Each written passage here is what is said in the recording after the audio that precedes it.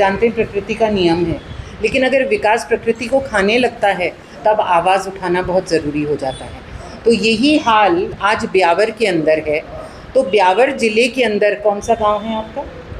अंदर Deori Shri cement factory है और सरगना गांव है। गांव काफ़ी लगते हैं चारों तरफ, बहुत सारे गांव लग रहे हैं। ब्यावर ज़िले की जो गांव की वो है, वहाँ पर जो लोग हैं उन लोगों का जीना मुहाल है, जिसकी विस्तृत रिपोर्ट आपको पर्सनली हम उन आदमियों को, लोगों को बुला करके आपकी बात करवाएंगे। अभी पानी वहाँ का ये है, ये आपके सामने पानी है। ये पानी अगर आपको पीने लायक लग रहा हो तो प्लीज़ इसको लीजिए। ये पानी है, ये पानी की रिपोर्ट है जो आपको एक सॉफ्ट कॉपी के माध्यम से दे दी जाएगी। तो ये पानी की रिपोर्ट है, ये है, और आपके सामने लोग आएंगे। अब सबसे बड़ी बात जो ये है वो यही है कि श्री सीमेंट जो है, वहाँ पर जो सीमेंट बनता है और या वहाँ पर जो फर्नेस जो जलती है वो कोयले से नहीं जलती, वो वहाँ के वेस्ट से जलती है। जो वेस्ट ब्यावर का होता है उस वेस्ट से जलती है, जिसके बारे में आपको शौकीन जी बताएंगे। यहाँ तक कि मेरी नॉलेज में जो आया है मैं आपको बताती हूँ कि वहाँ के हॉस्पिटल का जो मेडिकल वेस्ट है वो भी श्री सीमेंट की फैक्ट्री में जलाया जाता है। उसके कारण लोगों को सांस लेने में तकलीफ़ है।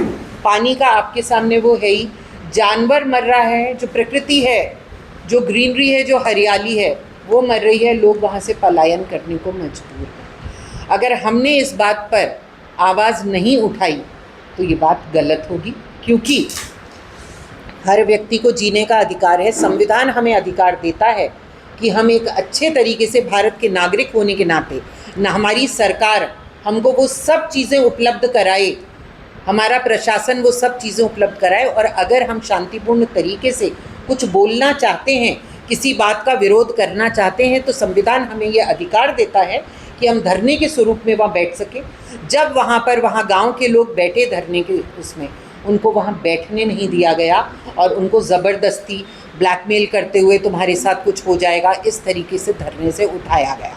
तो ये सब चीज़ें हैं, इनकी आवाज़ जयपुर में उठानी बहुत ज़रूरी थी। ब्यावर में भी प्रेस कॉन्फ्रेंस की जा सकती थी, लेकिन क्योंकि ये एक प्रदेश का मामला है और प्रदेश में ऐसा एक श्री सीमेंट ही नहीं है, अन्य बहुत सारी जगह है जहाँ हो सकता है इसी प्रकार से लोग तिल तिल कर जीने को मजबूर हों, पलायन के लिए मजबूर हों।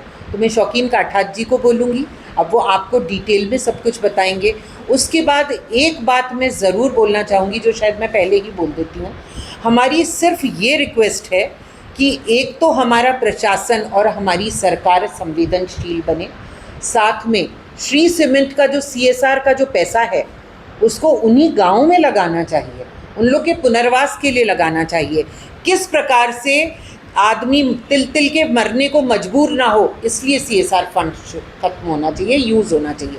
तो यही रिक्वेस्ट है आम आदमी पार्टी की कि अगर इस प्रकार से किया जा रहा है तो एक तो वेस्ट को वो किसी भी प्रकार से वहाँ जलाना बंद करें। कोयला महंगा पड़ता है या सस्ता पड़ता है, श्री सीमेंट को कोयला ही जलाना होगा। साथ में अगर हो सके तो वहाँ पर CSR का अपना फंड यूज़ करे और जो आज तक वो है वो हर्जाना भी दे, साथ में उन लोगों के पुनर्वास की भी व्यवस्था करें। शौकीन।